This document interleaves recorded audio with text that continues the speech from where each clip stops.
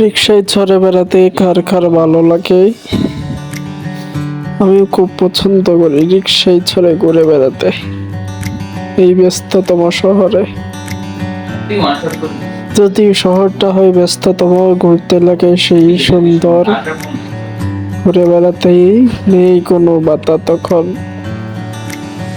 তবে আজকে শুক্রবার বলেই রাস্তায় কোনো ভিড় নেই, জ্যাম নেই, পুরো রাস্তায় ফাঁকা।